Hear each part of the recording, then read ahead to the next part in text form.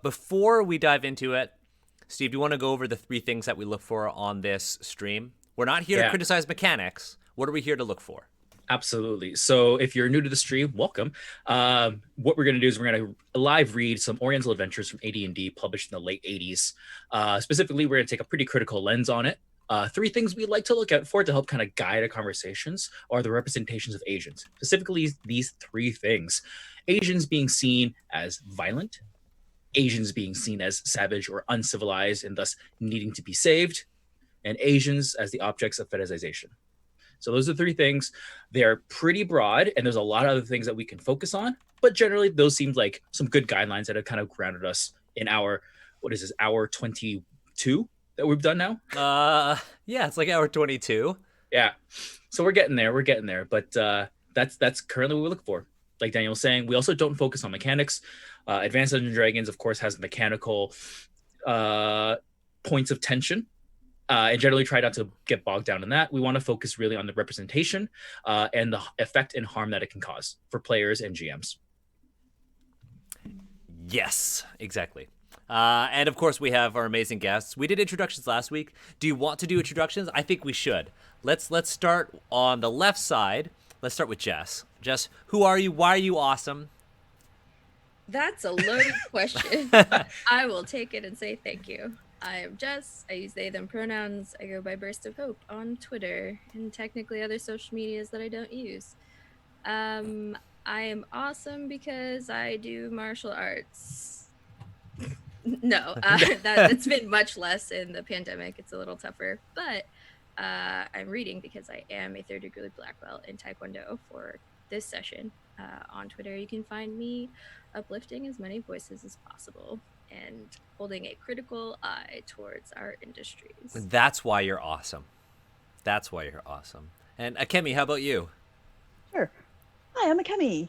I'm can be found on the internets, most places at Ninja Penguin or Ninja Penguin AM.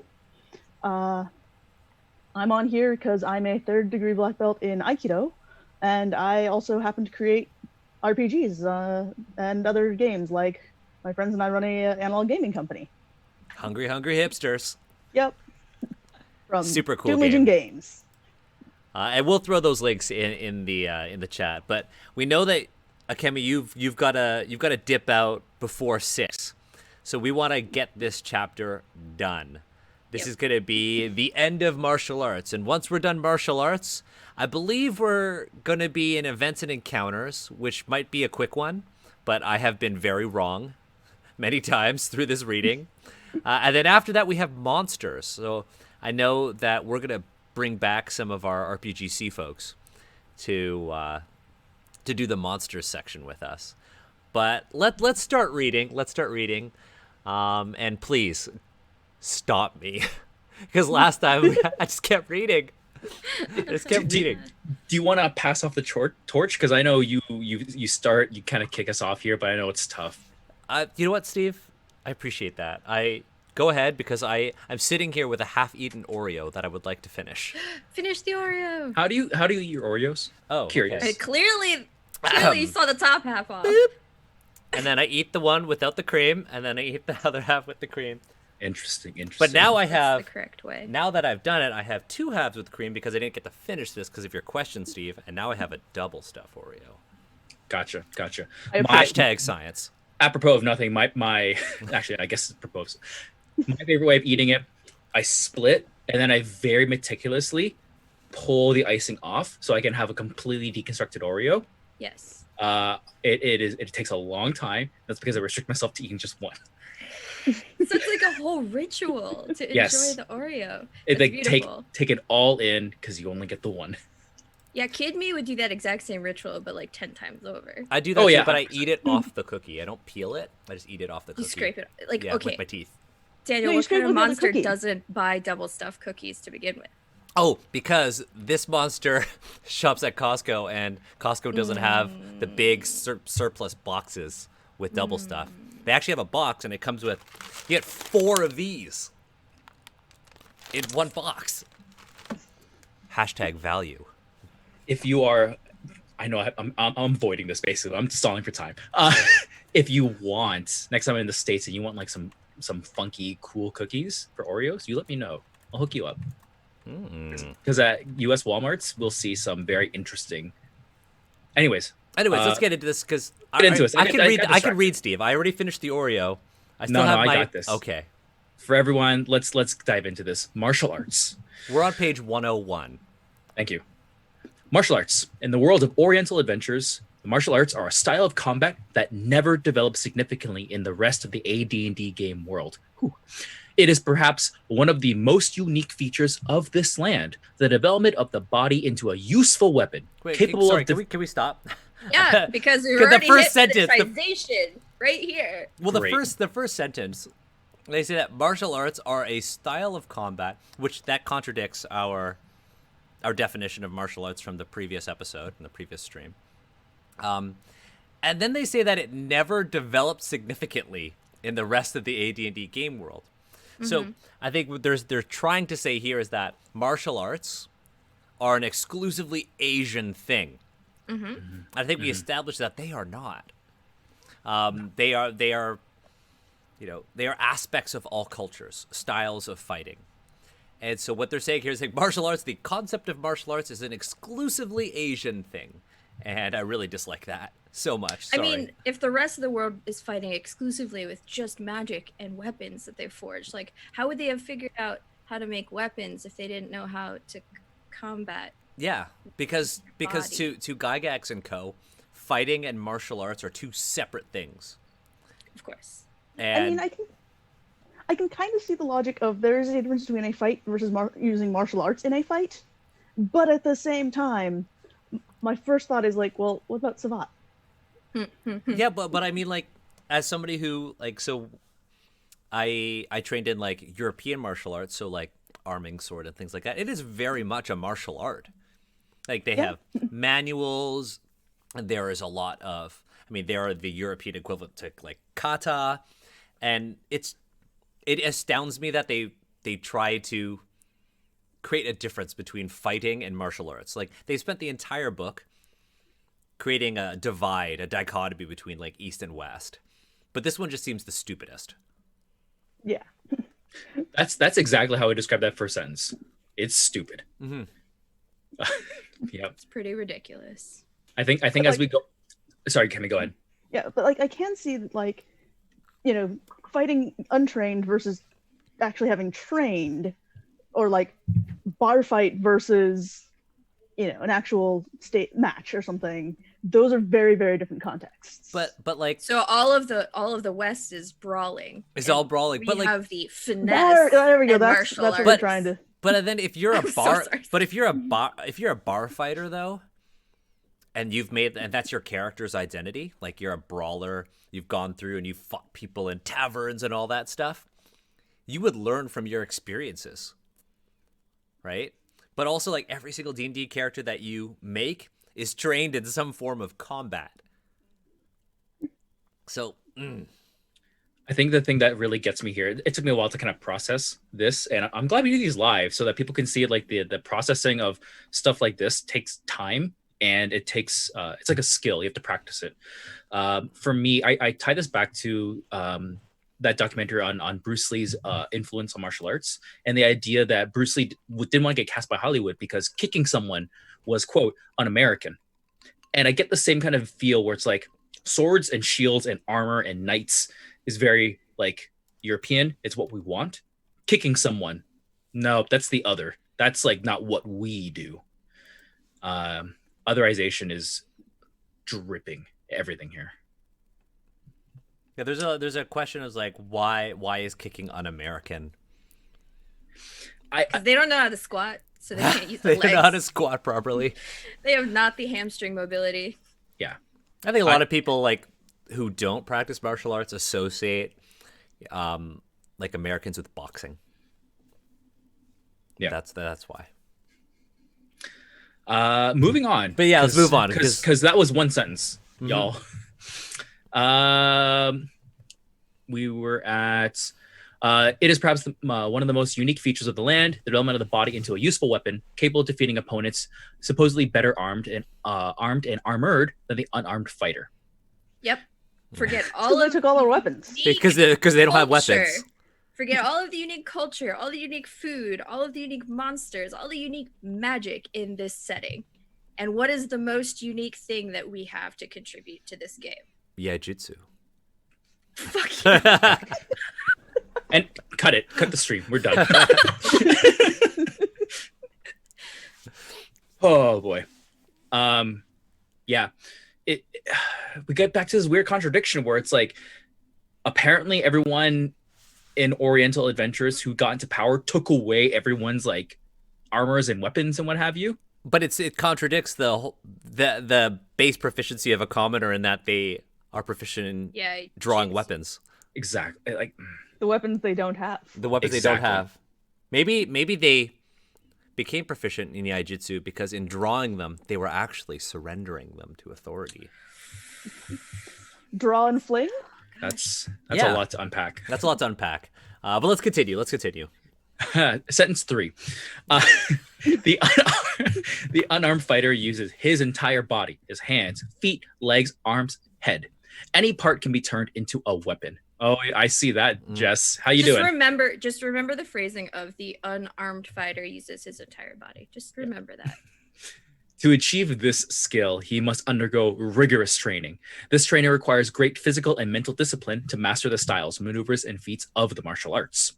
The unarmed fighter must learn to anticipate actions, harden his body, block out pain, and summon energies from deep within himself. This is not easy and requires a deep commitment on the part of the character. I love how there's an entire body and then they excluded the elbows and knees. The most strongest Yeah. Yeah. Kind of effective. body that you could damage someone with. Yeah.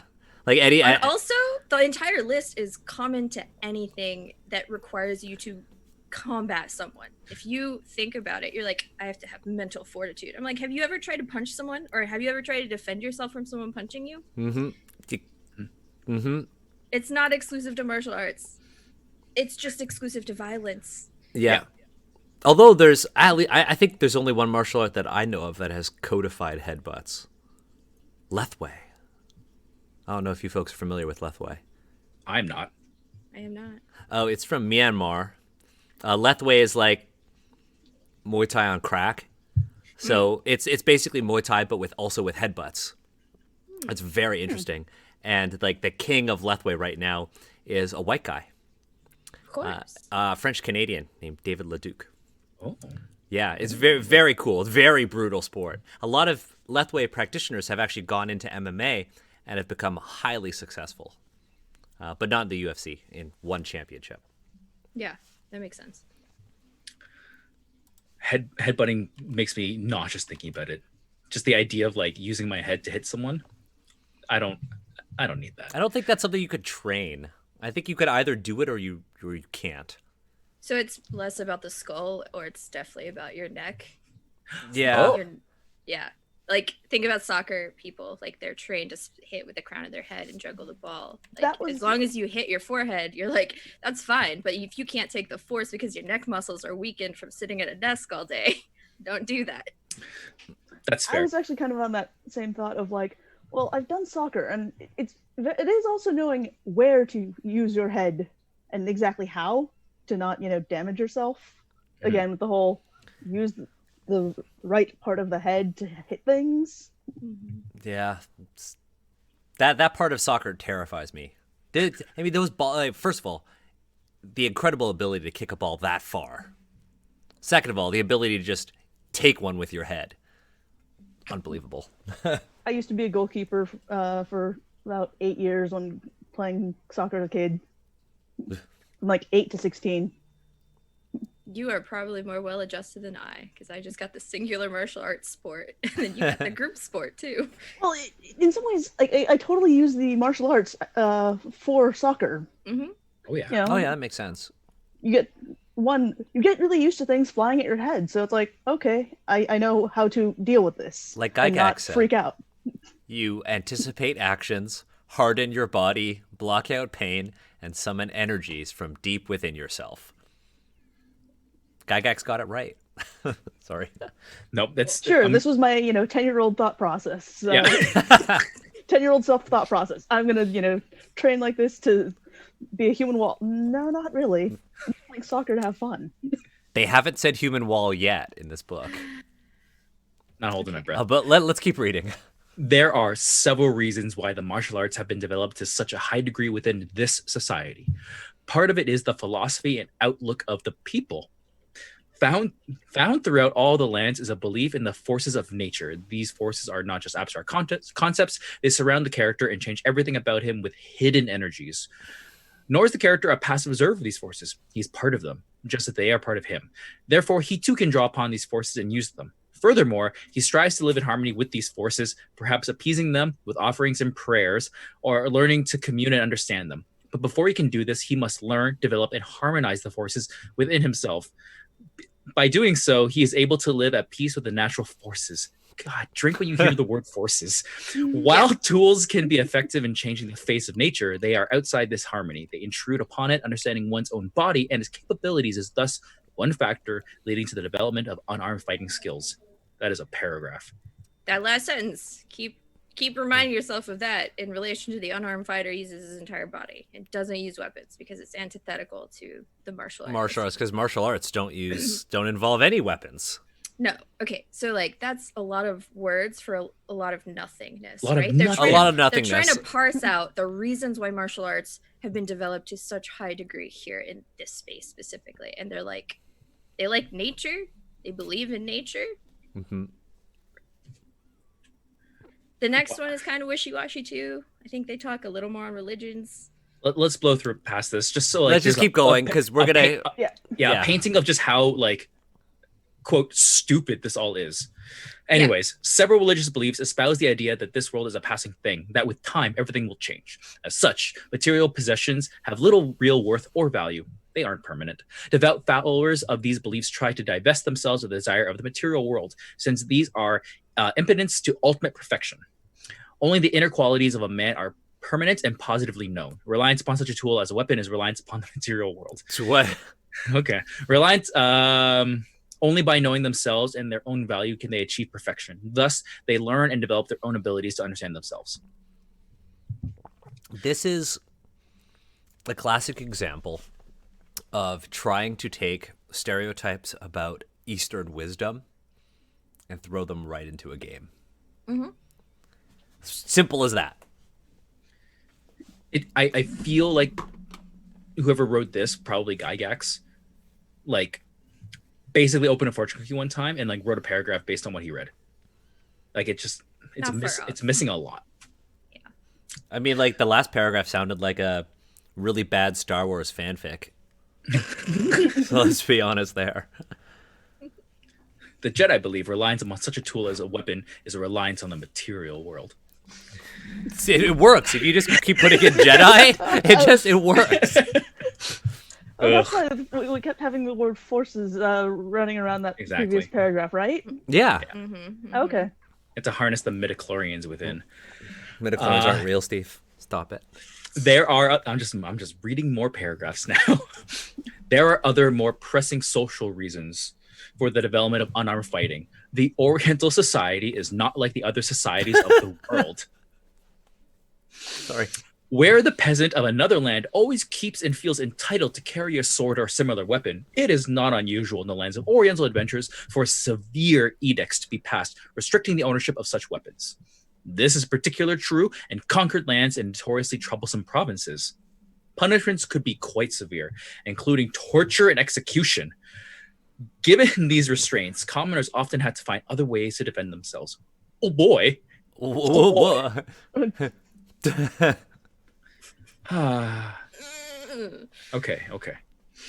It's again, this is this whole idea of Asian people are in need of salvation because they cannot defend themselves against authority.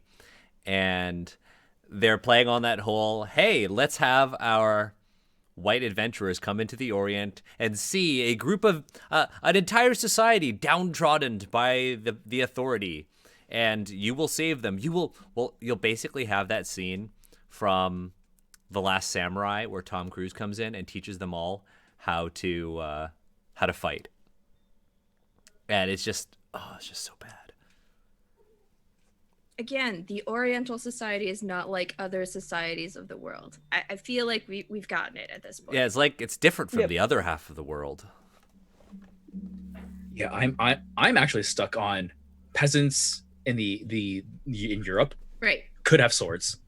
Hart brought it up in chat, and I'm like, Where did they get those swords? Well, they didn't have them taken away from them. Yeah. yeah, and I can't help They but still have this, arsenal, in the farmhouse, right? oh yeah, totally. They Okay. have like an old suit of armor passed down from like generations, and they just like worship that, and like that is what they have. And I just get this feel of like they just want to show that Europeans are the haves, whites are the haves, and everyone else are the have-nots. And like Mm-hmm. The social thing, they hyperfixate and romanticize, and to the point of fetishization of the fact that we have this one moment in history where there were edicts passed to be like, you can't have guns, you can't have swords, but they don't want to go into the nuance of like, it was, you can't have swords longer than 2 feet. And you can't carry 2 swords unless you're a samurai. Yep. Then we might let you carry 2 swords if you end up being like the super badass of your village. Yep. I mean, nuance is not a part of their approach to this. Ever. put that on a shirt. Nuance, I don't know her. I'm pushing ahead here. Sorry, go. folks. In time, these skills became widely practiced and honorable. Oh God. Efforts were Honor again. I'm just Honor. thinking of that scene in Yip Man 2, the second movie, when he teaches all the factory workers how to practice Wing Chun Gongfu. And I'm just imagining Gygax was like, you know what? Every single village, they were so upset that their swords were taken away from them that they lined up in neat rows in the rice paddies practicing their martial arts. Like, that's his vision right here. Nailed it. Yep. Yeah. efforts were made to regularize. It's a dumb word. It's a bad word to use. Regularize the styles and I'm being sassy. Efforts were made to regularize the styles and training practices. Careful study of scientific principles and religious concepts followed. Unarmed fighting became an art, which, if practiced diligently and correctly, could guide the student to self-perfection. With the spread of martial arts skill, every land developed its own style. The fighter had to learn to counter weapons favored in the local area, and study the natural styles of the beasts of his land. Each style was further divided by the masters who taught it. Each developed his own particular moves and methods, and 2 masters of the same style could easily fight in entirely different forms. Thus, there grew a vast proliferation of methods of martial arts. Some might favor use of the feet, while others might rely on evasion and throws and so forth. Arguments and challenges over which style was better were quite common, as fighters at different schools sought to establish supremacy of their claim. These were often spectator events, which with hundreds of interested onlookers. Nothing inherently wrong with that. Like, No. it's super true, even in the current martial It arts is. world. Yeah. So. 100%. At the lowest level, the martial arts train the fighter in the use of his body. The primary goal is to train the fighter so that he can avoid being hurt. However, different masters espouse different ways of reaching this goal. Some styles are mainly defensive, avoiding attacks. Other styles are more aggressive, their masters believing that attacking is the best way to protect oneself. Others demand the fighter learn and master many different weapons to understand their use. That was just the same paragraph as the previous one. Yeah. Yeah. The contradiction of like using weapons and not using weapons is like Oh, burning a hole in my soul. Just wait, it gets better. Oh, thank you. Thank I you for appreciate that. you, Steve, for reading this, though. I just Of want to tell you that you are loved, and I appreciate you. Thank you. I love you all too. Thank you for supporting me on this. At the lowest level, the martial arts train the fighter. Sorry, I just read that. Unarmed combat uses many different techniques, depending mainly on the style learned. Forms include punches, blocks, kicks, pushes, throws, holds, locks, and dodges. A near infinite variety of moves. Sorry. Unarmed combat is also a misnomer. Students are often expected to learn how to handle common and unusual weapons. However, using many of the weapons effectively requires the same discipline and training as the unarmed or open hand forms, and so their use is only taught as part of a particular martial arts style. To give a peasant a tuifu, I don't know that word, sorry, and expect him to fight with it effectively is foolish. But in the hands of a master of martial arts, it can be a deadly weapon. Oh. Thoughts? Jess? Unarmed combat is a misnomer. I would love that as a t-shirt at this point.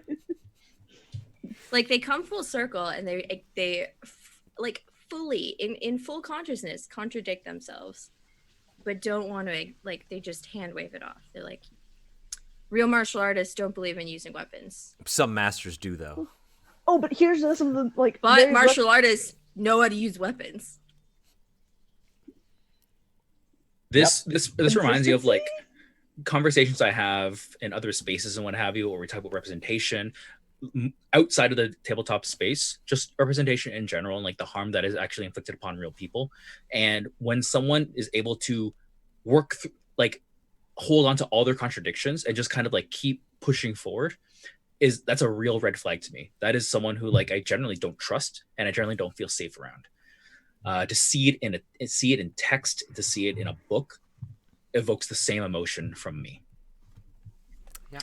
Yeah, this whole section, what it's setting itself up to do is to look at martial arts purely as this is a mechanic. This is a mechanic unique to this setting, and this is a mechanic we want to give you because we have a combat-focused game to play.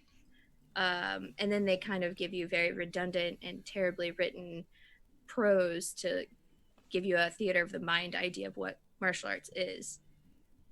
There's so much opportunity to have a nuanced conversation of why a martial artist can firmly believe in not needing weapons or doesn't want to use weapons, but be 100% trained in how to use weapons.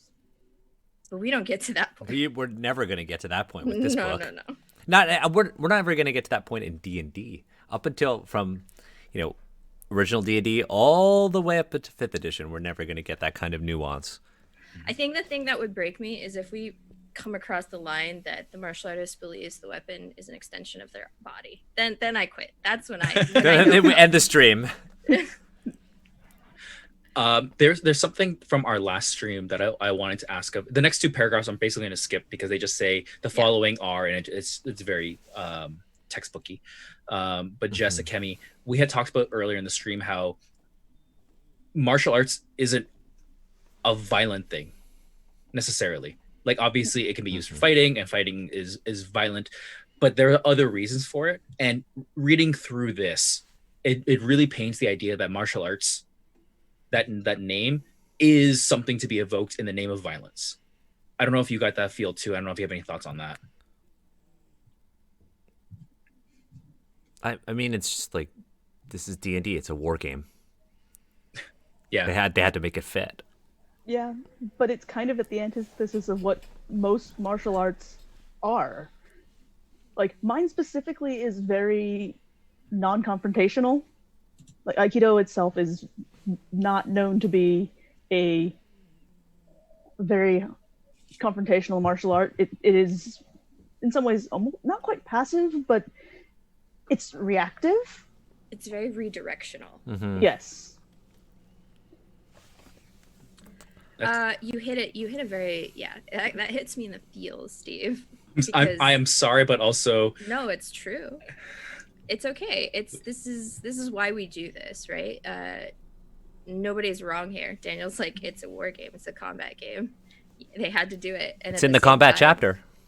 Yeah, but I feel like they have the capacity and have proven to have the capacity to wax poetic about what they want and to evoke certain emotions in sections of the game that they want, and this is not it. I made a mistake and read ahead. oh, I've got that highlighted. It's great. No, that's bad. That paragraph's bad. Yeah. I'm happy to continue moving forward unless anyone else would like to read. I'm game. Let's go to. We can skip the last paragraph of the martial arts section and go to styles. Absolutely. Yeah. Jess, you want to kick us off here?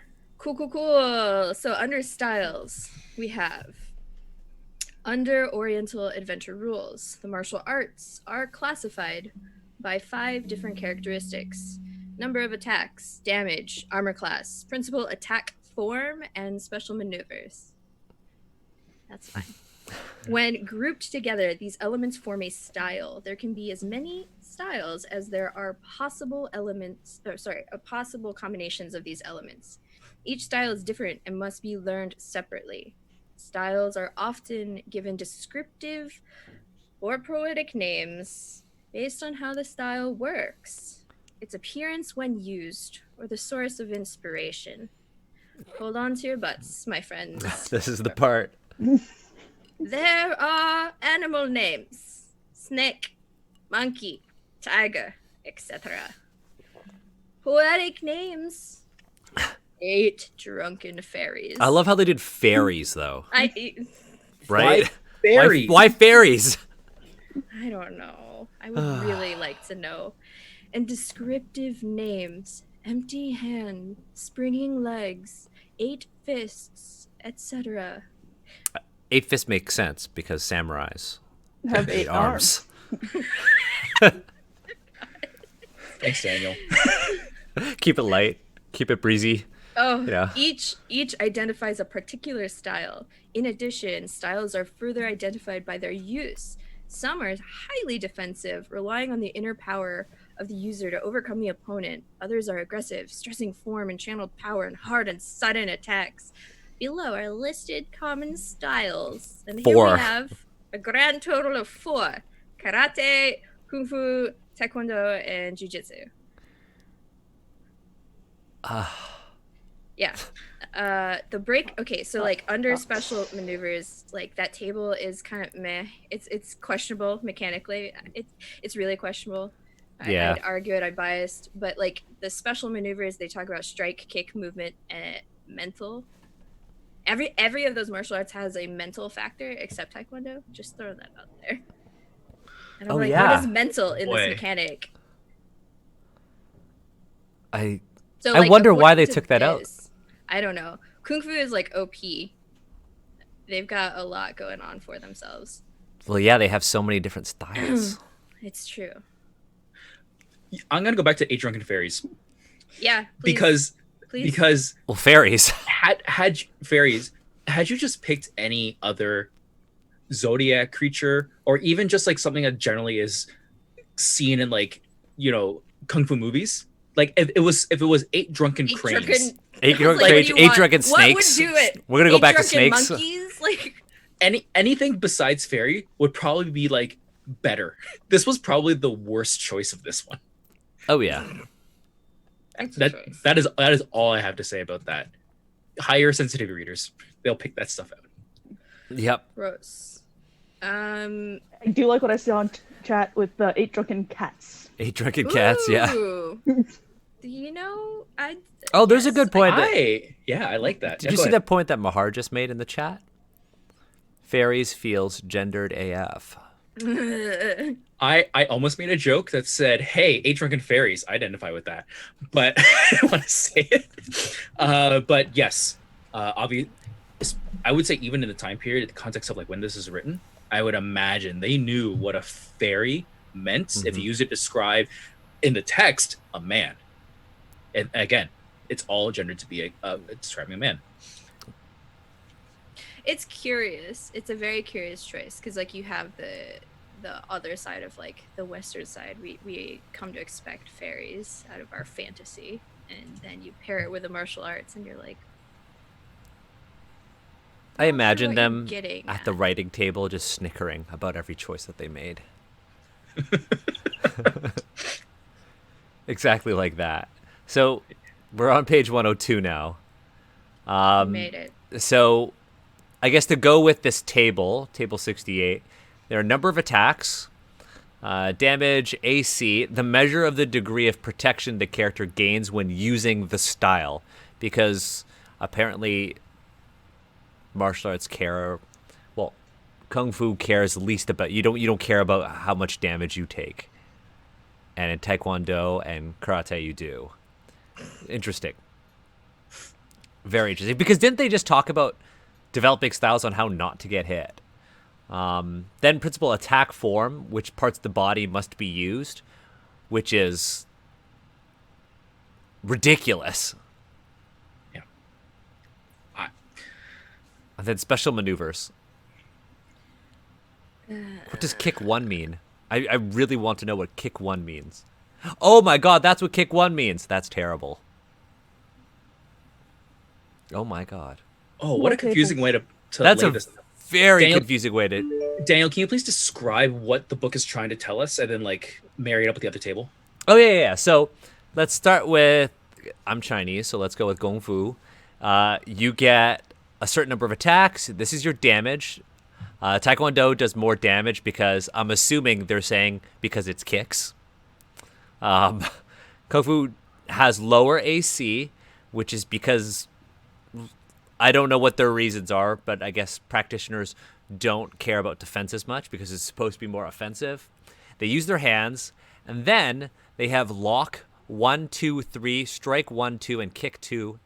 So if you go down to the table on page 103, so if you look, this is basically the special moves that they've laid out. So if you have kick 1, that means your special move is a circle kick. If you have kick 2, you have a flying kick, and it's just so bad. It gets worse when you go into what these are codified as in terms of their action. Oh and their wait, power. I just realized this is AD&D. Mahar just mentioned in the chat. Lower AC is better. We're going with Thaco. So Kung Fu has the best AC. That makes way more sense. Yeah. Thanks, Mara. Thanks, Dylan. Yeah. People are asking us about vital areas. I think we're gonna get to that. Vital area 1, 2. So vital area. Oh no. Yeah. Pain touch, stunning touch, paralyzing touch, distance death. Is that like our psychic, the max attack on the psychic strike? I'm just surprised they didn't just put dim mock in there. Just right away. Just throw in the dim mock. That'd be too much culture. That'd be too much culture. That's true. So let's go into creating a style. Let's go to creating a style. Yep, we're going to create a style. In addition to using the common styles already listed, the DM is encouraged to create new styles for use in his campaign. So if you wanted to add another extra layer of ignorance, you do this. These styles are taught by various NPC masters. A style is created by choosing the general characteristics of the style, and then selecting values, terms, and abilities from the list given in the text. Okay. It just all sounds like, hey, I need to min-max. I want to create a style that is mine. You have to decide whether it's hard or soft, or a combination of the two. Hard is muscle and bone, and soft is chi, is what they're trying to say. The other thing I have a nitpick of this is that I know they didn't mean to write it this way, but because of how it's written, it implies that NPC masters look at tables to like figure out their style. And I know that's not what they meant. You've come to me looking to learn kick 1? Well, I only do kick 2. That's how it's written. And I'm like, that's nitpicky. That's like a line editing stuff. And it's bad. It's bad. I think from like an editing perspective, and this is terrible. Where are we? We could skip that. Next, the DM must choose the principal method of the style, the fighting method most commonly used in the style. When a character attacks, he more often than not uses the principal method of attack. It's like you're confined to one type of strike. Each principal method describes the most common means of attack. Those with kicking method use many kicks. Those with throwing rely on grappling and leverage. However, every style incorporates moves from other methods, since reliance in a single form would certainly mean defeat. So why do they take all the effort into saying, okay, you're a kicker, you're a puncher, but then you also can do both so you don't die? So this is just poor understanding of what you're drawing for and then trying to translate it. And they think they're doing good game design, but this is like piss poor game design. This is not fun to play. It doesn't make sense to play. There are many different mechanics you could have done to make martial arts interesting, to role play. And this was not it. I almost feel it's like they tried to take Street Fighter. Yeah. And like, here's your button pushes. Oh, now here's your table instead. I wonder if they had like a piece of chart paper, and they had like a video game controller, an arcade stick, and it's like, okay, what's the green button? What's the red button? What's the blue button? What happens when you press green and blue? Because that's what that table feels like to me is here's your basic moves for your characters in Street Fighter. Okay, here's your specific character's combos, and we wrote it down and made it into a tabletop versus an arcade. It's just It's not fun because like hard and soft, the implication that hard is always going to do more damage than a soft move takes away all the actual technical nuance of being trained to be a master in unarmed combat, because you could do a hard move on maybe a core and yeah, your abs would may hurt a little bit, but that would be nowhere near as hard as is soft like just chi. Have we determined that? it's Like, chi. We've determined that it's chi. Right. He's just Right. trying to describe like tai chi. That's exactly what he's doing. Anyways, I Anyways. guess we can move on. The rest looks pretty crunchy. The rest is super crunchy. Special Yeah. maneuvers. Yeah. Special maneuvers are actions and abilities that require intensive study and skill to learn. I mean, that's not wrong. In return, they give the user greater than normal results and can be used to great effect. Some maneuvers are actions the character can attempt during the course of a fight. Flying kick. One finger. One finger. Just Boop. one finger. Boop. Others are consistent abilities that once learned are always in effect. Iron skin, blind fighting. Okay. Combat maneuvers are risky in that failure often leaves the character in an exposed or dangerous position. A combat maneuver costs the character one or more of his attacks for the melee round. A movement maneuver counts as movement, preventing the character from making any attacks that round, unless the maneuver notes otherwise. This is so confusing. All maneuvers are organized according to the principal method of fighting used. Kicking covers areas involving kicks. That doesn't make any... I think you can skip the rest of I'm gonna this page. yeah, I 'cause can it's skip very- that. It's This is mostly like descriptive, not crunch, but like mechanically they're trying to justify. Yeah, the so let's moves, look at the and you just go straight to descriptions. the list. All Yeah. these descriptions. circle kick. This dramatic kick. The attacker builds up power and momentum by spinning in a complete circle before landing the kick, usually on the side of the head or body. If successful, a normal hit or roll, the kick does twice normal damage. If unsuccessful, the character loses the next attack he is normally allowed as he tries to recover his balance. Yeah, go. Go, I want to go. hear some. I want to hear some thoughts on this. So a circle kick. They're going with. I'm trying to be nice. I'm trying to understand what they're kind of trying to go with, right? So you get the act of momentum by spinning a complete circle before landing the kick. So that is vague, because you could say I do a pirouette with my entire body before using a kick. Mm-hmm. But in general, I think they're trying to go with a circle kick is a crescent kick. In Korea, Yeah. it's called a bandalchagi. And you have an inward to outward motion or an outward to inward motion. Every Korean master will never tell you what it's for, except for warming up your body. Because if you have the hamstring flexibility to reach up to the face, let's say you're going outside to in to try and hit the face with a circle kick, then it's all adductor muscle, your inner thigh, and it puts a lateral pressure on your knee and ankle, to which those joints are not trained to do. So like you should not be hitting someone on the side of their face. If anything, it's like a torso move or it's a knee move, like that arc you can move, or you can do small joint manipulation. People joke about like, oh, you knock the weapon out of their hand with a circle kick, but like you can't hit the wrist, and that's going to cause a shock factor. But it's not a damage move. It's a distraction move to follow up with another kick or another manipulation. This isn't a wheel kick, is it? No. That's more Okay. like a wheel kick is more like a hook kick. Which But I what don't would think that they be included that. here? Because So this, I'm not gonna get up and do it on stream. no, I'm just. Or will you? Or will you? I've thought about it, but no, I'm wearing like athletic booty shorts. I'm not ready for that level. So attire. the circle kick is like your toes are upward and going upward the whole time. So like imagine like a front kick or a front snap kick, and then you just whip it to the circle. right?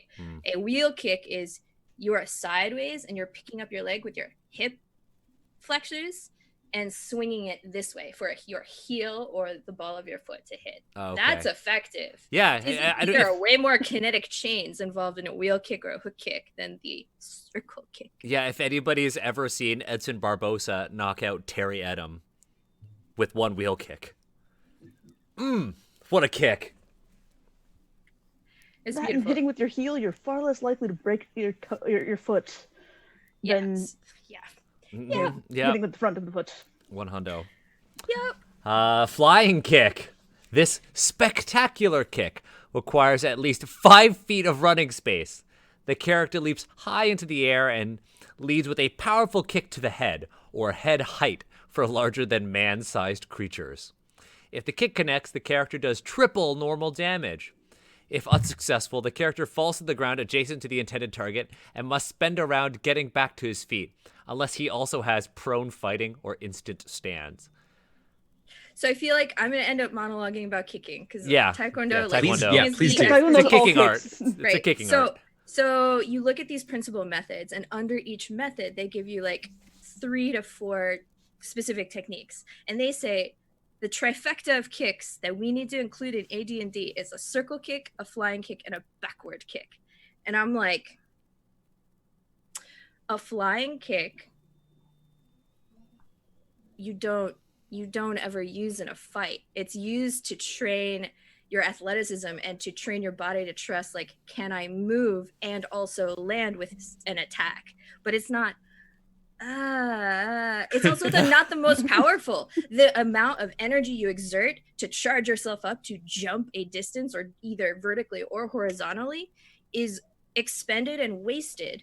And then you're just like, essentially you're landing with your foot. That's what that kick is. You just land with your foot. So I'm like, I could fall with my ass and do more damage to you than a flying kick if I miss. If I don't hit the exact area that I want to hit and you just like move a little, done, wasted. You're broken. You tore your ACL. It's gone. It's Ugh. no. So I think power-wise, that's supposed to be the most powerful kick, but the backward kick got nerfed here. Yeah, I don't understand. This seemingly innocuous kick is extremely difficult to master. The character attempts a normal attack at any creature directly behind him, either kicking his foot over and behind his own head or lashing out straight backwards. Okay. He does not have to turn around and face his attacker. The kick does normal damage, but a failed attempt has no ill effects. Wait, I'm trying to figure out what he's trying to describe. Like, directly behind me, or is this like a turning side kick?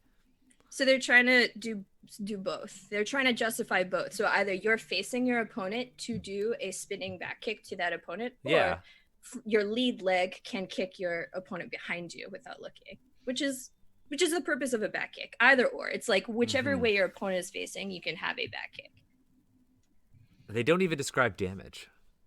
I And think the it's kick in does the table. normal Oh, normal damage. Normal Sorry, damage. I must have glazed over that when they said the flying kick does, what, 3 times damage? Which is Triple absurd. damage? Which is Absolutely I also insane. thought on the flying kick.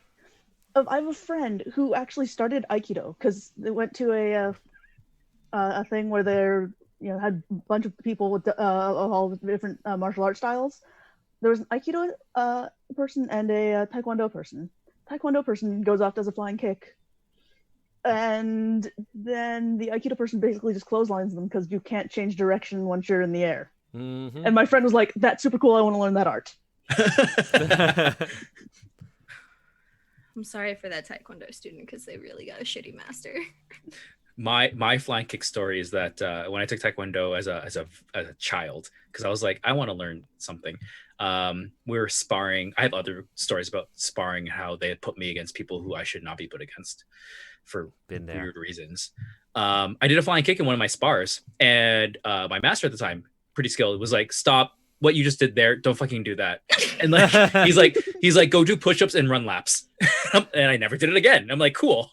It's like the epitome of the martial arts instructor, though. Like, they're not going to tell you why you did a bad thing, why that thing was wrong, but they're going to punish you with your body. You just know Yep. that it's wrong. You don't need to question it. Yeah. So the back kick. Yeah. UFC, you've seen a trend in the past like 3 or 4 years where there's physically training at the schools because they've seen the knockout power of a back kick.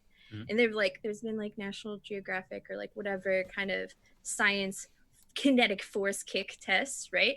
A back kick, when done properly, they do get that right and like proper. Like seems innocuous, but is very difficult to master. But if you can line up all of your kinetic chains with a perfect technique, shatters boards. For my 2nd degree black belt test, I had to do a power break with one of each limb. So like I had to have a right hand, right foot, left foot technique. But like they had to get progressively thicker in power. So like you measure that by how many boards you can break, and they're 1-inch pine boards. My final one was the right back kick because I'm right dominant. And I broke through like, I want to say it was 11 boards total. Like they had to have 4 different people holding it. I have pictures. It's great. But you're not walking away from that battle if you get hit by a back kick. Whether it's your liver or your rib, like utter destruction to your torso, let alone if you go for a low spinning back kick, your knee's gone. Goodbye. That's a power kick. Where would people go if they wanted to see back kicks in action or turning back kicks in action? Like at what level of see it in action, like on YouTube or like in or if they just wanted to see like would you recommend, are there particular YouTube videos of people like breaking boards with this? Yeah, I'll drop it in chat towards the end as like Sweet. my credit link.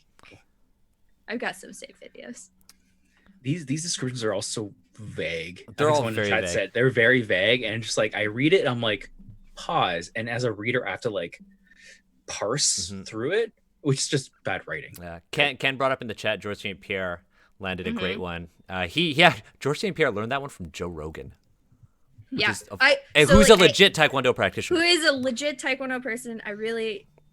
He does know how to do a good back kick. Whether that's his kick, turning apparently. back kick, it's really good. It is solid. Mad props. That's about all I can compliment him for. Yep. There was another great fighter in the UFC who was known for it. His name was Dennis Seaver. He was a German kickboxer. Word. Okay. And he got I've gotten caught it for out of my steroids. system. I'm glad. Now we can move into chokeholds and locks and all that Let's kind go of to stuff. locks. So locking is the art of gripping an opponent in such a way that prevents him from acting, twisting an arm so the joint is locked, applying pressure to choke off breathing and blood flow, etc.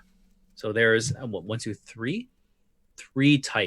types. 4 types. Immobilizing is the 4th one. Chokehold.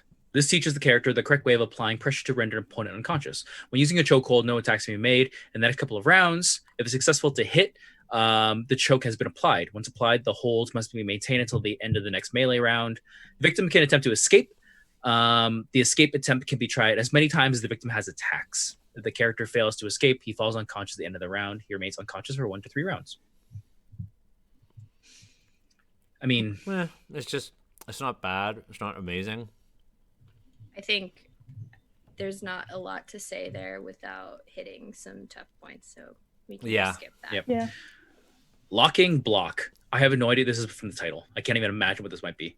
Fun. This action can be attempted instead of a normal attack. It can be used against other unarmed fighters or melee attacks. A normal to hit roll is made. If successful, the character has trapped his opponent's weapon, arm, or leg in a scissors arm lock, and it cannot be used to make attacks.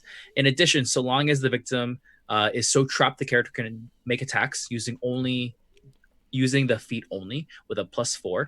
The victim can break the lock by expending an attack and making it normal to hit roll for success. The locking block does not cause damage. When used on an unarmed fighter, unsuccessful locking block causes no penalty other than the fact that the attack has been lost and no damage is done. However, when used against a weapon, unsuccessful locking block causes the character to take damage from the weapon.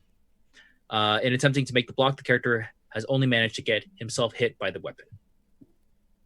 I was sure. Okay. I think the most egregious part of that one is just clarity. Let's be honest. It also kind of confuses why that's an attack. Yeah, it's that block. That's more of a reaction type thing.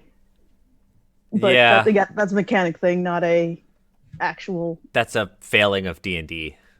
The fact that everything is so highly turn based. Yeah. Container brings up a good point for the chokehold in that it kind of glances over the fact that a chokehold really is like a lethal thing. It just like glances over this. It's like you chokehold someone and they're unconscious, but in reality, there's a high risk for that. Moving on. Incapacitator. It's just called Incapacitator. Cool. I do the Incapacitator. I like that. That sounds badass. That's a pro wrestling move right there. By gripping the opponent and twisting the joints, the character can render one finger, arm, or leg useless for 24 hours and cause double numeric damage. The effects of incapacitating a limb are explained under the Wujin Withering Palm spell. A success to hit roll must be made, and the victim is allowed one saving throw versus paralyzation. If the saving throw is failed, the appropriate limb is rendered useless. If the saving throw is made, the attack fails. An unsuccessful attack has no effect on the attacker other than the waste of an attack and the lack of damage done.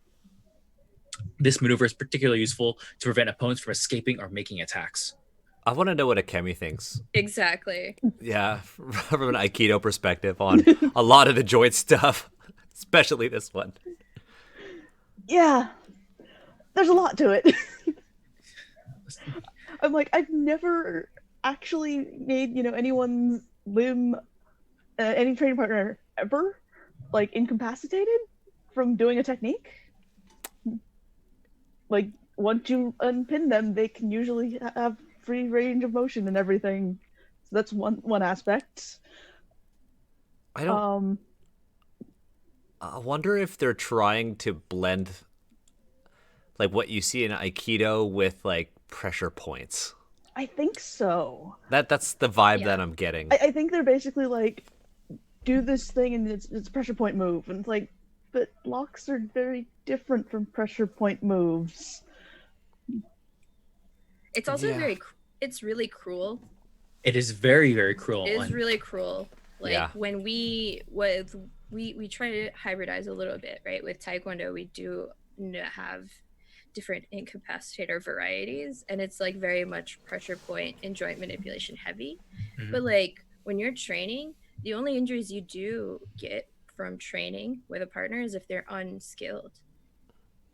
Either you hurt someone because you either didn't know what you were doing or because you intended to do it.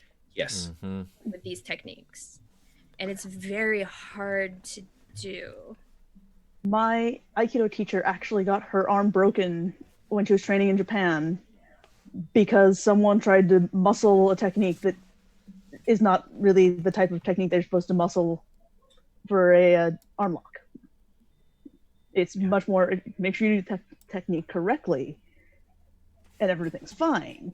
But if you muscle it, she got her arm broken because of it. That guy who broke her arm got completely told off by the sensei there. And yeah, I have to imagine, just like any of the gyms I go to, like if you have someone inexperienced and you just let them like go off and do their own thing, that is when they get hurt. And injuries are treated like very, very like seriously, and every effort is made to avoid injuries. So the fact that this is like a technique you learn specifically to cause like substantial, not permanent, but like long-lasting injuries, it like, I feel weird about it. Yeah, you should read what because it says it's like the Withering Palm spell. It's a 7th level spell. Oh my god! Oh. Yeah, it's a 7th level spell.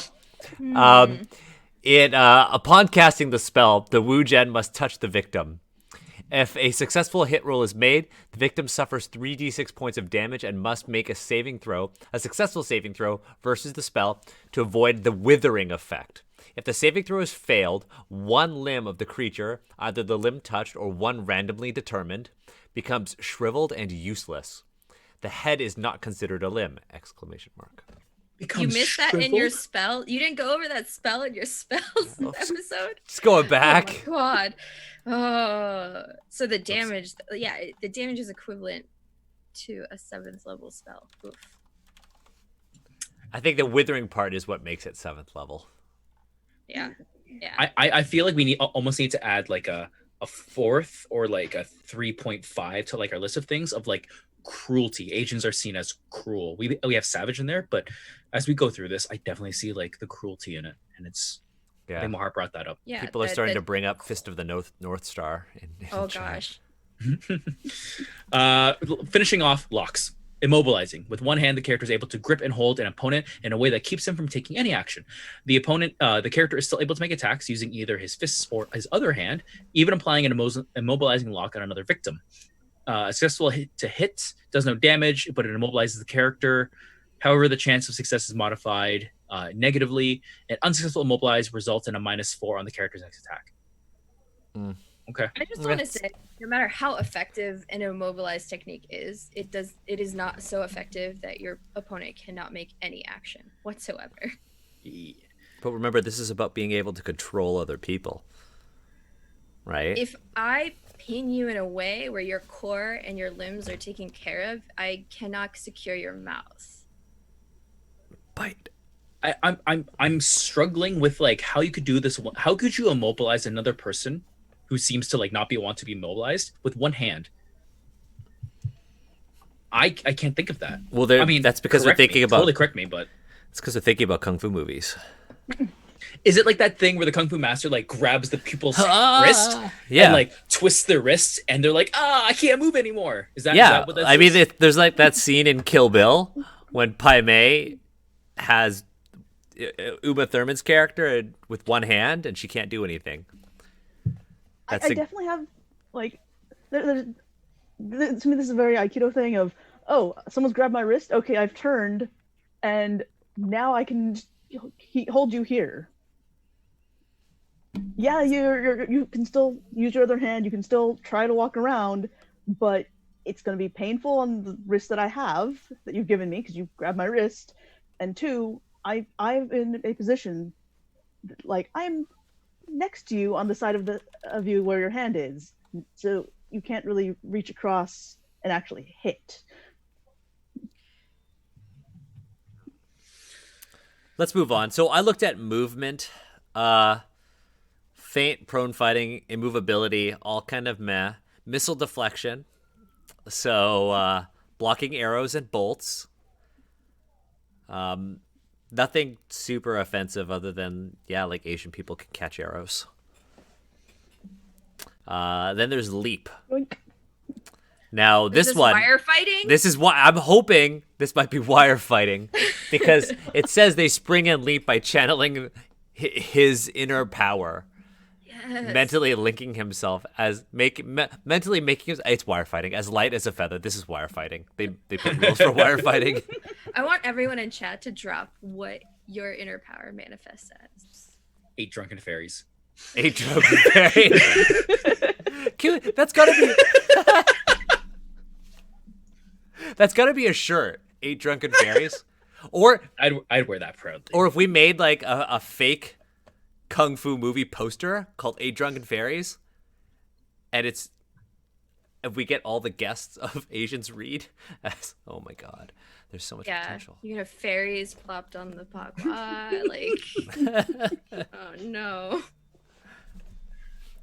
So the leap is wire fighting. It's wire fighting. Let's just move on. But it's also kind of boring. Okay, if Gygax says you throw both arms behind your back to run faster, confirm that he invented Naruto.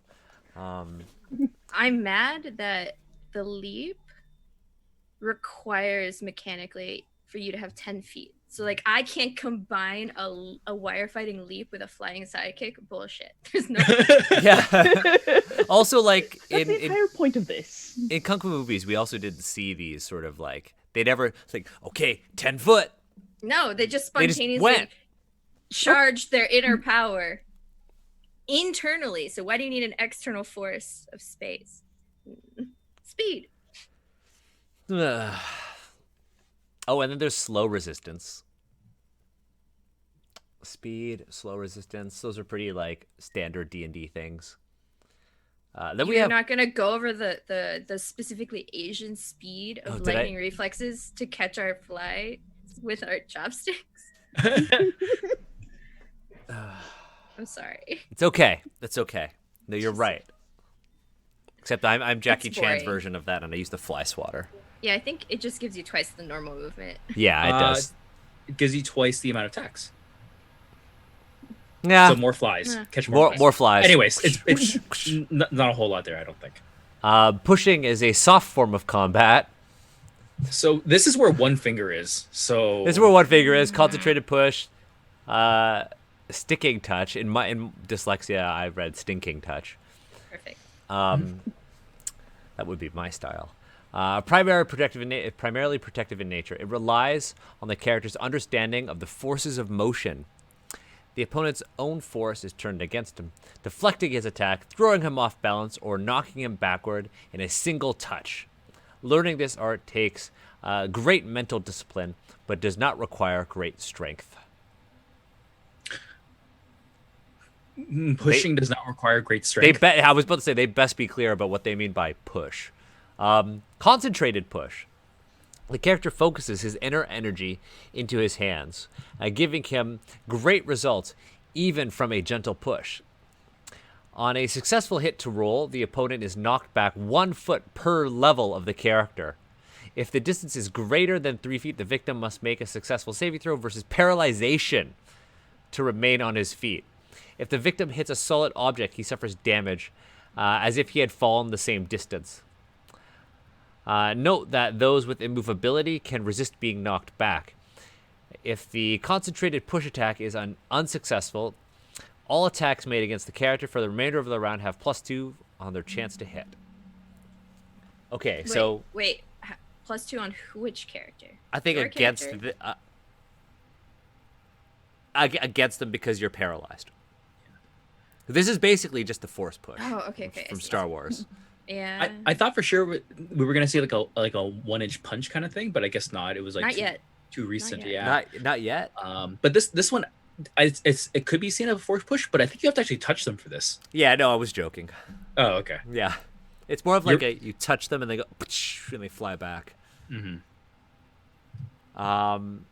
Yeah, that really sucks. Sticking touch.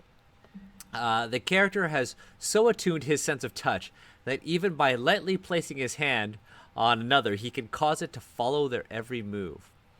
What? There's a sex slurp in here. Yeah. No, I just finished the episode of Asians Represents Oh. where Shirang and Cleo are on there, and I'm like, Oh, yeah. this is in here. This Oh, is yeah. in Honey and Hot Wax. 100%.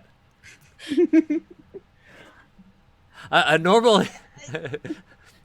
normal to hit roll must be made, and the touch does no damage.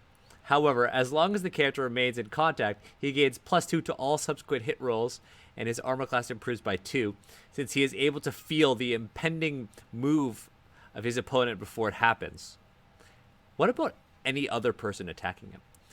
The touch can only be broken by the opponent moving in a way or at a speed beyond the abilities of the character. Thus, if the opponent had the leap maneuver, he could use this to break contact.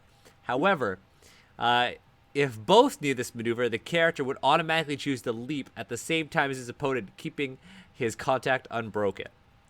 That was a Spy lot. versus spy.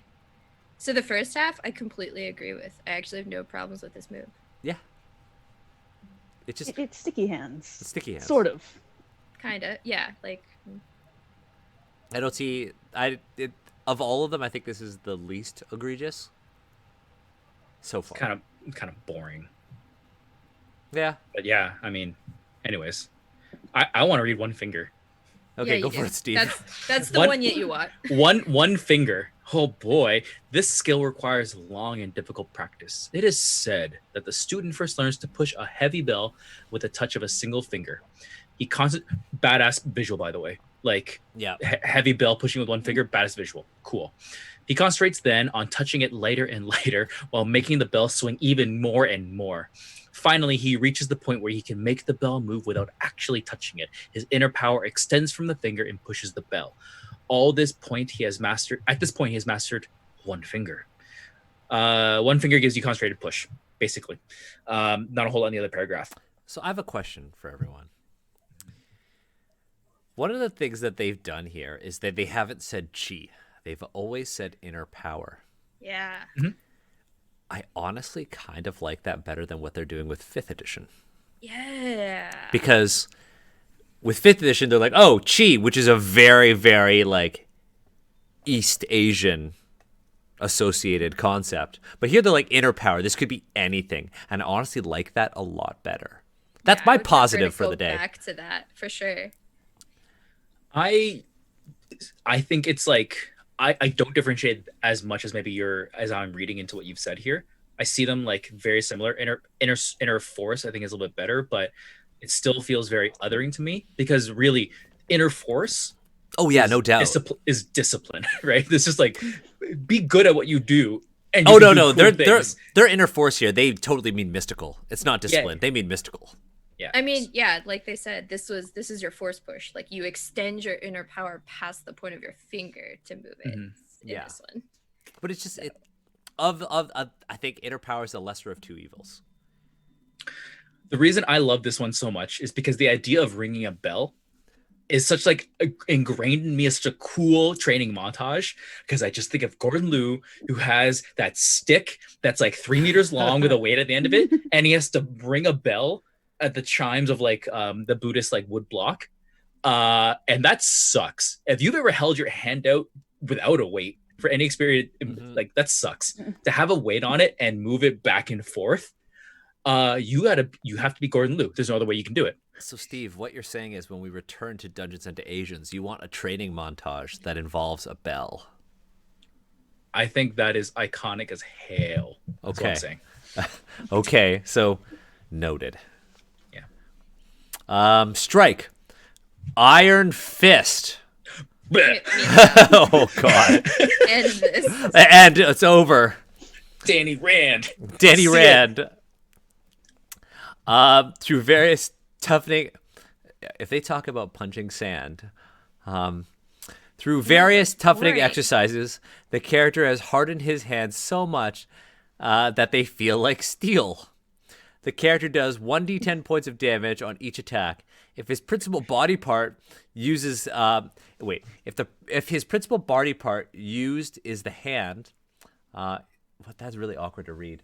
If the principal body part is not the hands, the character does 1d10 points of damage on one attack per melee round. So Just go buy some brass knuckles. Yeah, so knuckle dusters. This is a perfect example of something that I was talking about in chat. Up until now, every single ability that's been listed kind of sucks.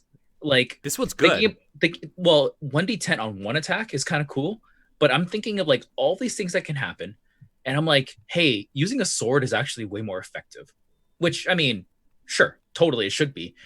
But you've devoted so much of your time to like stuff that as a player, I just probably wouldn't use because it's like not effective. Right?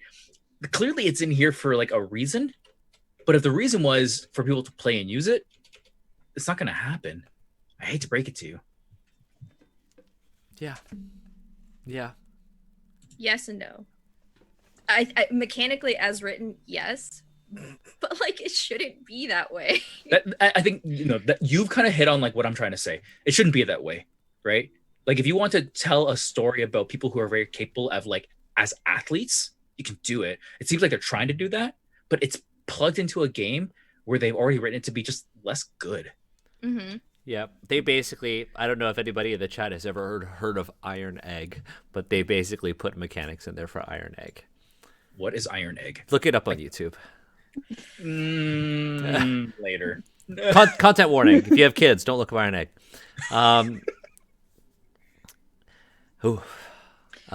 Christian, do you need a break? No. I got this. Crushing blow. The character is able to shatter or break hard objects with a blow from his hand. This includes wood, ceramics, masonry, but not metal. The character can break half an inch of wood or half inch of brittle stone per level. I love how they like codified that. The DM can modify this based on the shape, hardness, and age of the object. If used against a living target, the character causes normal damage plus points equal to his level. The crushing blow requires great concentration and is the only action the character can do in a round, regardless of the number of attacks normally allowed. In all cases, a normal 2-hit roll must be made.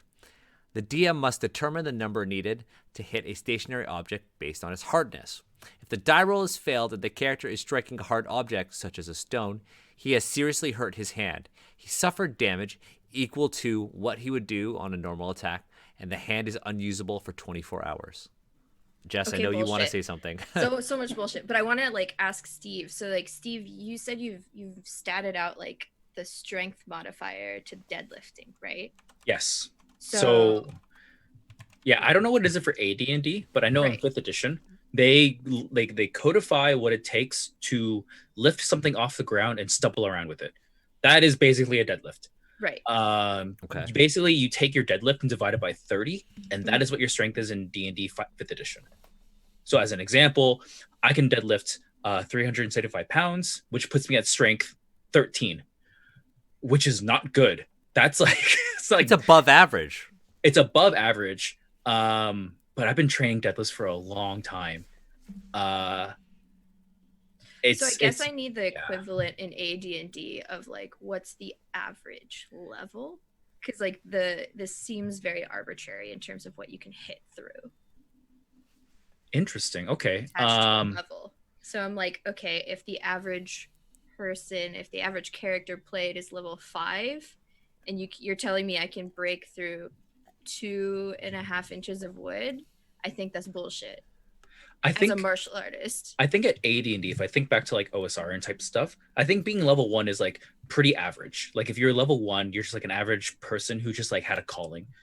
And then probably like towards like 3, 4, 5, that's when you start getting like significantly renowned for having been able to do heroic things. You're not normal at that point. I think 5 is probably a good. I mean, Yeah. in D&D, like being a level 1 character puts you at a significant advantage over any commoner in the game because they'd be level 0, right? sure. Oh yeah, go ahead. No, I'm just saying it just seems arbitrary. Like it sounds badass, but I don't see like mechanically what good is it. Yeah.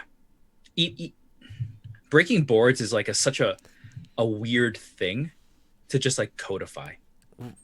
Well, that's all they really understood when they wrote this. They're like, okay, well, how do we show a crushing blow? Well, I watched this video and they were breaking boards. What a crushing blow. And then they threw that in there. I also would like to argue that if you're a martial artist and you are very competent of knowing your skills, so you would not actually hit something that seems remotely questionable, whether you can hit through it or not. And even if you do challenge yourself, that limb is not going to be unusable for 24 hours. Yeah. Then you see those dudes in Thailand kicking down trees. Soft trees, but still. Eagle Claw. Through physical exercise and concentration, the character can summon immense crushing strength into his hand. On a successful 2-hit roll, he can shatter objects, snap spear shafts, crush stones, etc., crush metal items, and cause 3d10 points of damage on an attack. This requires great concentration and is the only action the character can take during the round. Okay, that makes more sense. Sorry, I'm going to go back. AD&D strength scores. Yeah, the chat. Thanks, Cargill. Thanks for putting that up. So, in AD&D, here's how strong I am. So, how strong are you at AD&D, Steve? So, max press I know is codified to be the amount of weight you can press over your head. So, my military press. So, I use no hips. I just use my upper body strength. Is 95 kilos. That's about 190 pounds. That puts me at about 16 strength. Not bad. However, max press does not talk about being able to just like put weight over your head. So I am an Olympic lifter, which means I do jerks, which means I press but also drop under the weight and use like my entire body to make sure that I'm sturdy. So my max press is 110 kilos, which puts me at 220 pounds, which means I have 17 strength. Hell yeah. Dang. Hell yeah. So what I'm saying is that I would love to live in AD&D for the strength, but hate to live in it for all of this stuff. For the racism? For the racism, yeah.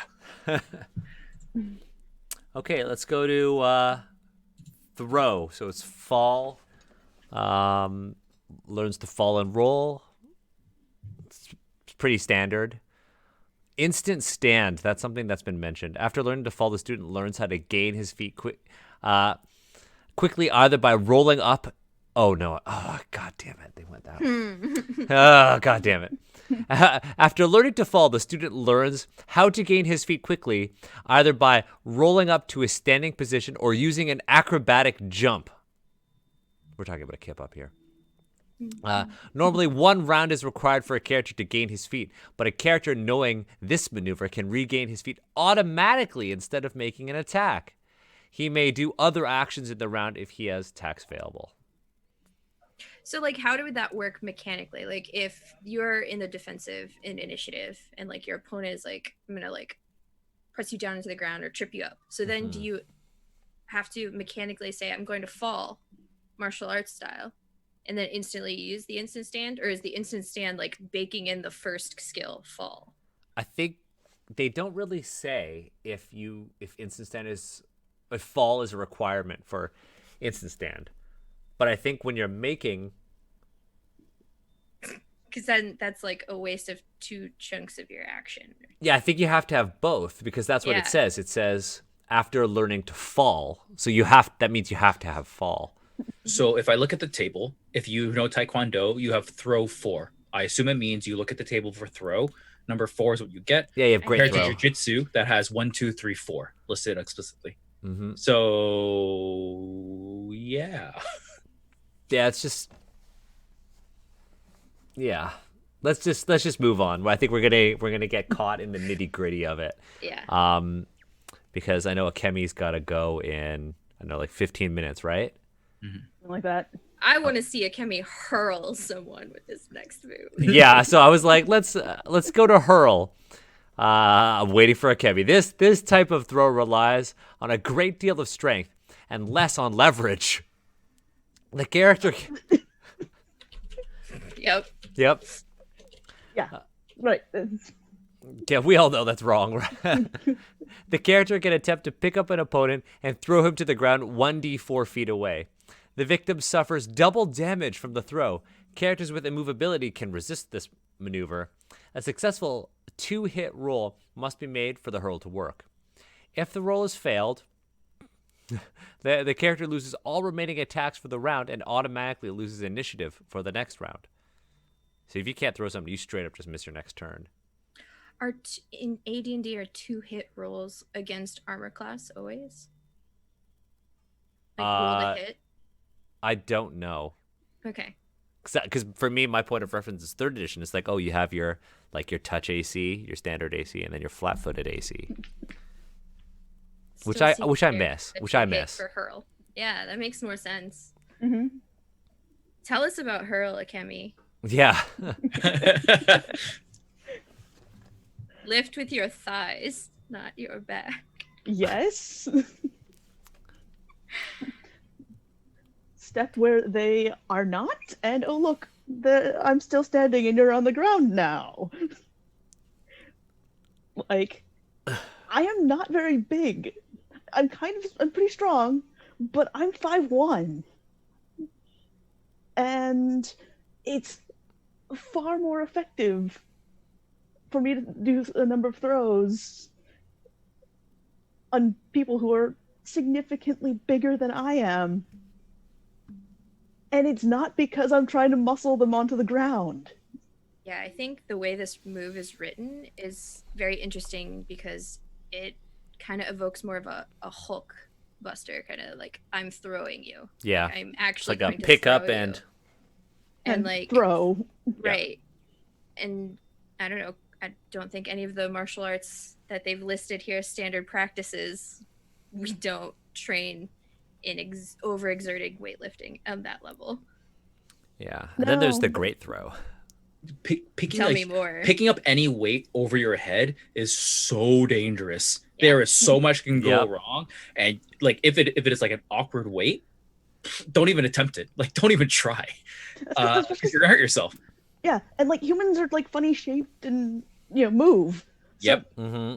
That's not gonna be a stable thing to pick up, like a barbell. My last, not major injury, but like injury that I'm very ashamed of was at my last convention. Someone was like, how much? Some guy was like, hey, Steve, I know how much you can lift over your head. I weigh this much. Can you lift me over your head? I'm like, yeah, 100% I can do that. Oh, no. I was a Drunken Fairies at the time. Oh, no. And so I tried to clean and jerk a human being, and I definitely tweaked my shoulder a little bit. Luckily, I dropped him so that I saved my shoulder. And then we all had a good laugh about it. I completed the lift, and I'm like, you're down. And like I didn't like hold it at all. Just like, you're up. don't fully lock out, and you're done. So listen to all y'all. Don't get 8 drunken fairies and try to lift people over your head. This episode's going to be called 8 Drunken Fairies. 100%. I think it All has right, to. we gotta so get let's through move the on great because throw. we are Yeah, the because vital also area. we're almost done this chapter. Yes. Yes. Like let's do this. Okay. So, great throw. Using leverage and his opponent's momentum, the character is able to throw his enemy a great distance.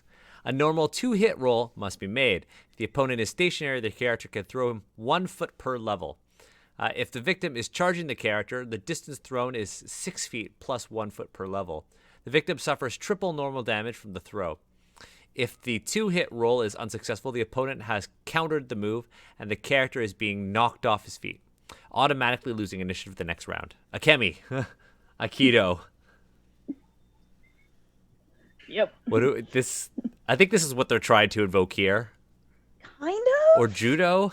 Well, I mean that one of their 4 styles, because that's how many we get. Jujitsu. 4. It's Yeah, only 4, one of their 4 styles is jujitsu. So It's rough. yeah, They emphasize like distance is like the level expounder, right? The higher level you are, the farther you can throw them. You don't want to throw your enemy because they'll just come right back. Most like actual jujitsu throws and judo throws, they're like you keep your enemy close and then you pin them and then you continue it's on. also safer for you to throw them close so that you're less likely to get yourself injured as well. Like when you start doing the longer throws, that's when you're more likely to get kicked in the head by the person you're throwing. Okay, let's move on. I'm producer mode. I'm going to get us through this chapter. It's going to Thank you, happen. Daniel. It's Push going to us, push us. happen. Vital area. This method is much like strike or kick in that it relies on the blow for effect. Okay. However, the strength of the blow is not nearly as important as where it is delivered. The vital area method teaches the characters where and how to strike at the weak spot on his opponent's body, the throat, the ears, the foot, nerve points, and other places. It's an interesting list. No other style of fighting focuses on vital areas. No, none. Critical hit, what's that? Yeah. Because the training required requires a knowledge of anatomy, the special maneuvers listed can only be used against human or humanoid opponents. Okay, I agree with that. That last sentence. Pain touch, simply by pressing a finger against specific. This is a Vulcan nerve pinch. That's it. Yep. Stunning touch. With light slap of the fingers on the correct place, the character can stun or daze his opponent. Chat knows what's up. That's why I was giggling. Sorry, what? The whole vital area description is just another sex slur. Oh, yeah, it really is. Stunning yeah. touch is an odd one. It's an odd one. Because it would just be you're dazing somebody. So That this could- is, Dan mentioned earlier in chat, this stunning touch is more of Ty Lee from Avatar The Last Airbender. Yep. 2 fingers striking at certain points and paralyzing. Okay. But isn't that paralyzing touch? That's the next thing. That's the next thing. By So, placing pressure on specific nerve junctions, the character paralyzes his victims, leaving them unable to move for 1d6 turns. I think that's it. So is stunning touch just paralyzing touch light? No, because you're dazed. That's literally like you just got rocked in a fight, but you're not unconscious. Almost like maybe you're like knocked out on your feet. Something like that. Yeah, you slap someone and they see Like- stars. Yeah, Oh, that's okay. it. I don't know why you need anatomy because you're just going to hit somebody in the face. Distance death. This is the ultimate skill of this method and requires great practice and concentration. To learn it, the character must practice at a pool of water, driving his fingers at it without touching it. As he does so, he concentrates on his power, trying to extend it from his finger. When he can hear the echo of his thrust rebound from the water, he has mastered the maneuver. Distance death requires great concentration and is the only action the character can take during the melee round. It has a range of 1 foot per level of the character. With it, the character can choose to apply the effects of pain, stunning, or paralyzing touch, or he can choose to do 3 times his normal damage on the attack. If pain is chosen, the victim is not allowed a saving throw. For stunning, the saving throw is -2 on the die roll. In all cases, a normal 2-hit roll must be made. That's a move. That's a choice. The- Again, I- the I have- cruelty. the cruelty. I have this like dissonance where the description of distance death, if that was like something that was focused on an arc in Naruto, I'd probably be okay with it. But because of like where it is now and all of the trust this book has built up with me over the last 100 pages, I look at that and I can only feel like, wow, you just really want Asians to be so cruel and dangerous, and it hurts. Yeah. Yeah. Like so much of the descriptions they try to they literally just steal from actual cultures and then bastardize in this book.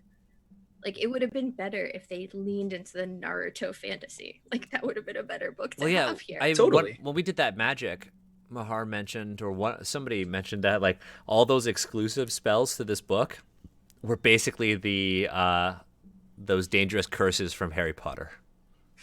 The things you're not allowed to do. Things you're not allowed to do, but it's like Asians could do that. They could make you feel pain. They could stop you from moving. They could kill you with a touch. Look, it's my favorite section. Weapons. For the martial arts because they're unarmed, trained people. Great.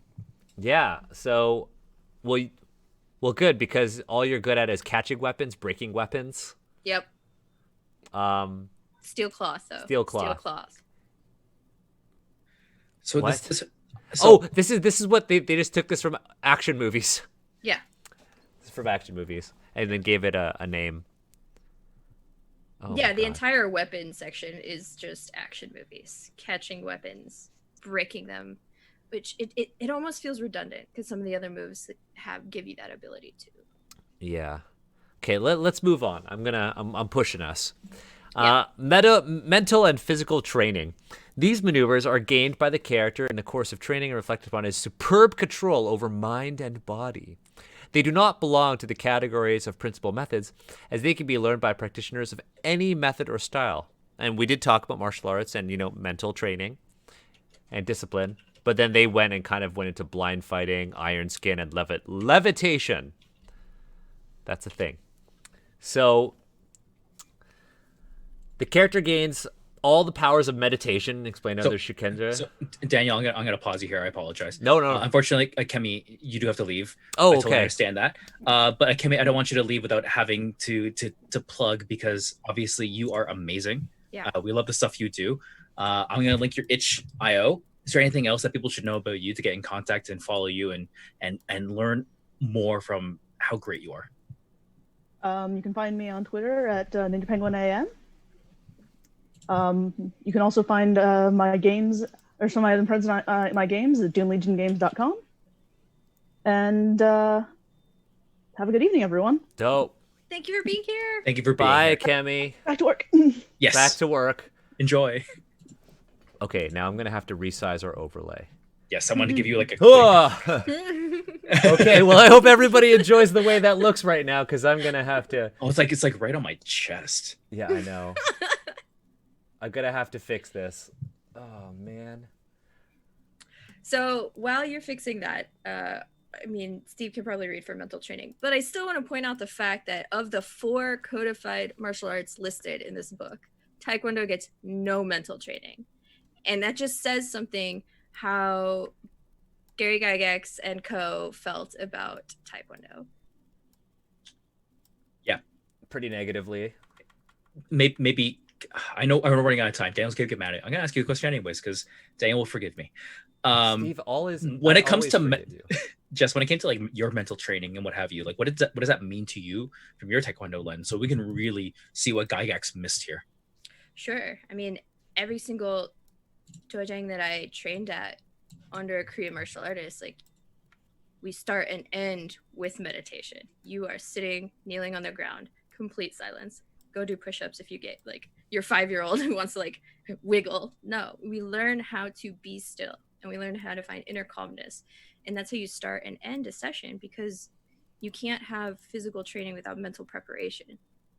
So that's codified in our own training. in terms of just the basic level. And then as you become a black belt, there's a lot more of the mental training that happens. Like they want to talk about blind fighting and stuff, and that is something that you end up going towards, like hitting things blindly, feeling your opponent's body and fighting blindly. Sure, whatever, but like it just sucks to say like, oh, I don't know much about Koreans besides MASH, so they do Taekwondo, and I know it's a lot of kicking.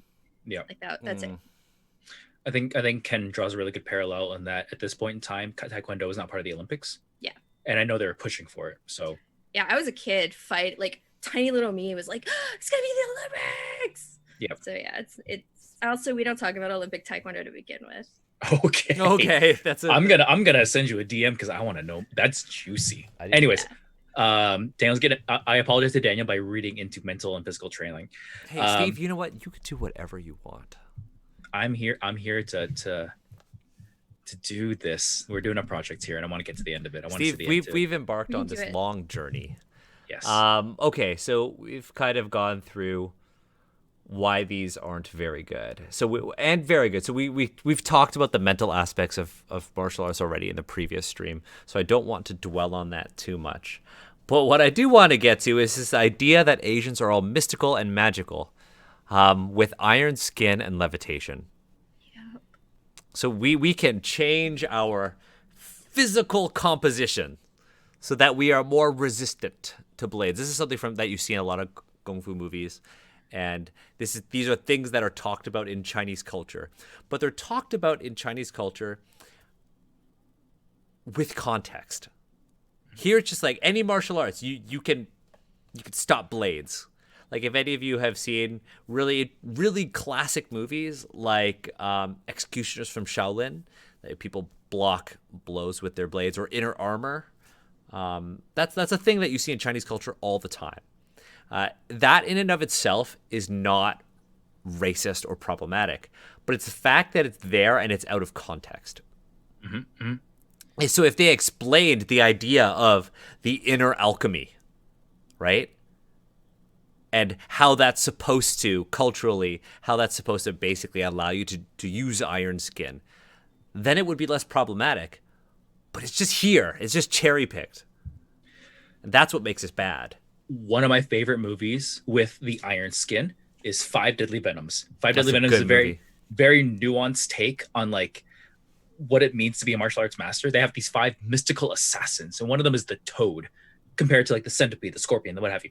The Toad is completely impervious. They cannot be harmed whatsoever. That is their training. They are invincible, save for one weak point that they never tell anyone. That is their secret. The Toad is also the heart of all the assassins. Was the one person who kept them from like really descending into absolute like evil.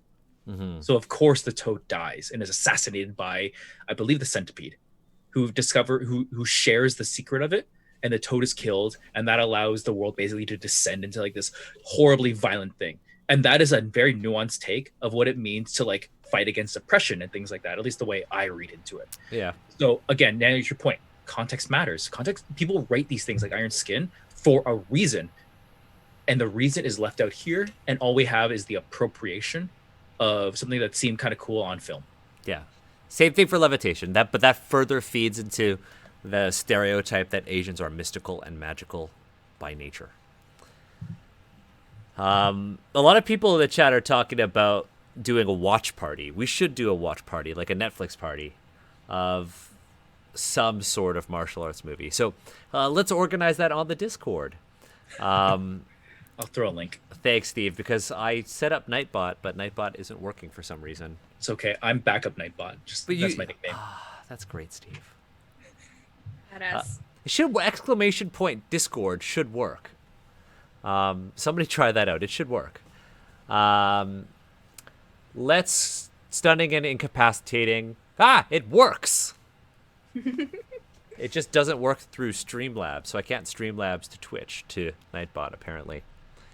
So I don't think the actual learning martial arts in multiple and combining styles requires a line for line read, but there are a couple like beginnings of paragraphs that are just like, oh, yeah, Master's an honorary title.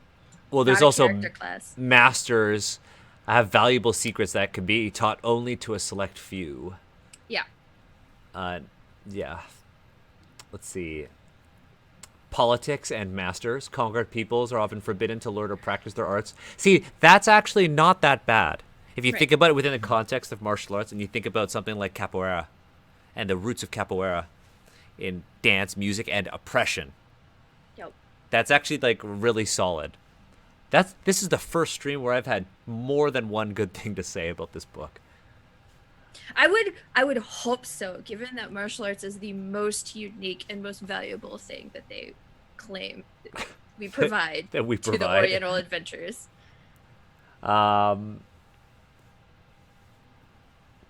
Okay. I'm gonna rant on that a little bit because I feel like that good thing got one paragraph in 106 pages. Oh yeah. So it is yeah. a good thing, 100%. But let's. But it's I'm going to 106 temper that. pages of terrible shit. Yeah, no doubt. Anyways, yes, let's continue on here. I don't think there's a whole lot of like to glean out from here. No, I think what we should do is end with some like clear learning points. I think one of the things we've realized in this chapter, because that's the end, we're now on events and encounters. One of the things that go ahead. Real quick with the masters, like to go over that terrible wall of text, like the general vibe is just painting a picture of it's really hard to find a master. If you find a master, it's really hard to get them to teach you, and if you get them to teach you, it's really hard to learn. So like everything is like barrier after barrier after barrier, and then it also paints a picture of these masters are either old and very cliche, or they're just really they're all cruel in one form or another. Either cruel to you as students or cruel to the world. So again, just not tasty. Did you see anything about schools at all? Because there should be. There is a bit on like actual schools, but not the codified like pay $80 a month schools. Okay. Although I do want to. Part of me wants to write a martial arts RPG that talks about the politics of the franchise schooling. You should 100%, and then we'll play it, and it would be so fun. It'll be like A is for average. Oh, that I just want that to be virtual so we can play it. Ugh. I mean, if I had a physical copy, I'd take time to make a virtual one for you for Roll20. Lemmy has one. Yeah. Well, let me take a picture of all your cards. Take a picture of your cards. I'll do the labor and I'll make it. I just need to know what the cards are. So I think the thing that we've learned is that context is very important. And when taken out of context, the martial arts section comes off as extremely tasteless. Yeah. I think tasteless is the best take you could take of that. Like the most positive. I mean, there are parts that outright play off of stereotypes of Asians, like all Asians know Kung Fu, or all Asians have mystical energy inside of them that you just need the right master to teach you how to harness it. And that they've basically drawn this line between how people in the West fight and how people in the East fight. And that martial arts are an exclusively Asian thing. When there are many that, still deal with the same things that, Jess and Akemi talked about, and that's like training, discipline, mental training, and a lifestyle. And those aren't exclusive to the East, but this book makes them seem like they are. And that's a tough one. I mean, that's what I could say about this section. I want to see the wandering, wizened old, unassuming Asian man traveling to the actual AD&D setting. The actual AD&D setting?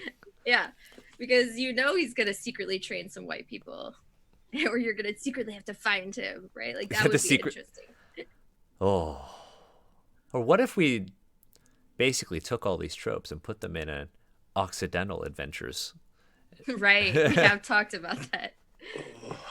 Yeah, it hurts. This section hurts in the same way that every other section hurts. That they've picked pieces ignorantly and put them together not far enough removed from the lens of reality to make it a true fantasy. So it's just not fun to consume. It's not. It's not fun to consume. But you know what is fun to consume? All of our content. All of Hell our yeah. content. So, Jess, I know you've got a Twitch and you do some other things and you're on streams. Where can people find you on the internet? What are you up to right now? What That's have a you good got in the near question. future? Right. So tomorrow I will be on WebZM's Twitch stream because we do dossier. So Dracula dossier, Nice Black Agents. Steve was a guest. Steve was badass. I heard Steve with was our other amazing. guest. Yeah, it was so good. It really drove the plot forward, and I can't wait to see what happens this week. So tomorrow at 5 p.m. EST. For the rest of it, probably just follow my Twitter. I'm slowly, like, spontaneously doing some streams here and there. If there's anything that pops up on like twitch.tv at Burst of Hope is super casual.